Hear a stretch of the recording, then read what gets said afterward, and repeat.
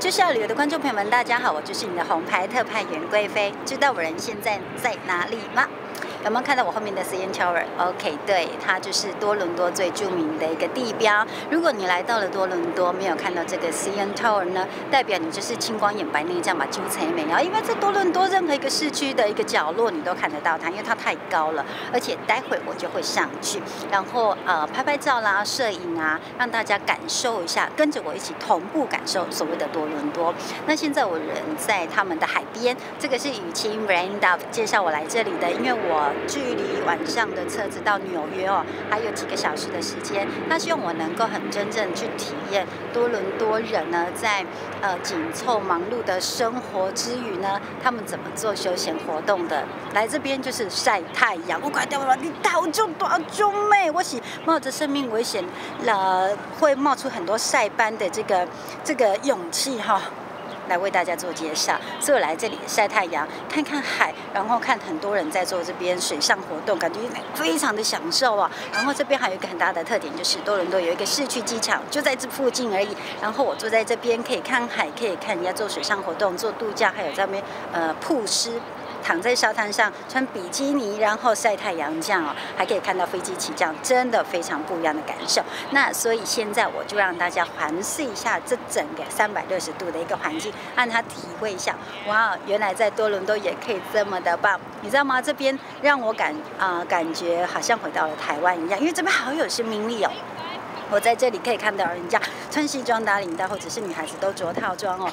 一整个就是非常上班族，非常的有活力，非常的有竞争性的那种感觉，跟温哥华的生活，养老的生活是截然不同。所以我发现我真的是太俗辣了。我当初怎么会在温哥华一待就待了那么久的时间？我应该要很像背包客到处跑的才对。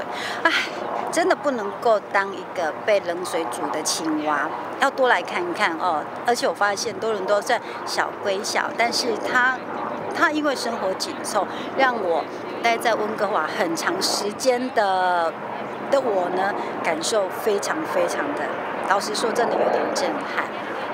那好吧，废话不多说，就让大家来看一下这360度整个的一个感受。多伦多，你真的有机会真的要来一趟。我好像到每个地方都会告诉你，有机会真的要来一趟，对吧？这就是大红牌在多伦多的连线报道，待会就马上让你看一下喽。OK， 有没有看到远方？这里就是他们的那个机场。我这个镜头好像不能拉很远，有没有看到？然后有一台直升机慢慢的来了。哦，底下。对，这是直升机。待会如果有机会的话，可以拍到那个真正飞机起降。那对面这个岛就是我昨天搭船过去的多伦多岛。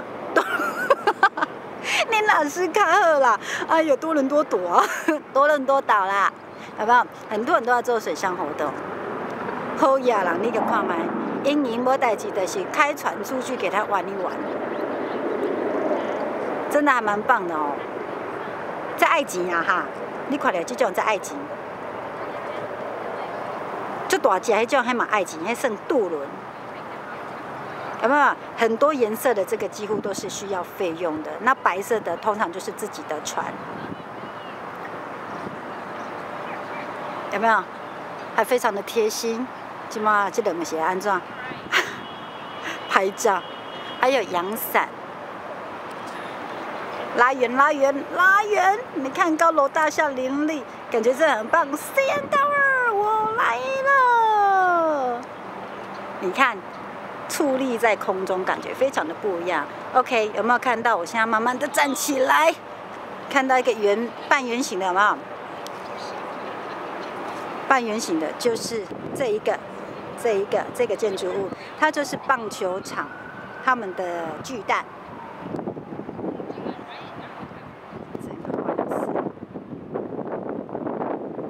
真的还蛮像台北的，很有生命力的一个城市。OK， 差不多了，这个就是大红牌贵妃在多伦多的连线报道，有机会一定要来哟，拜拜。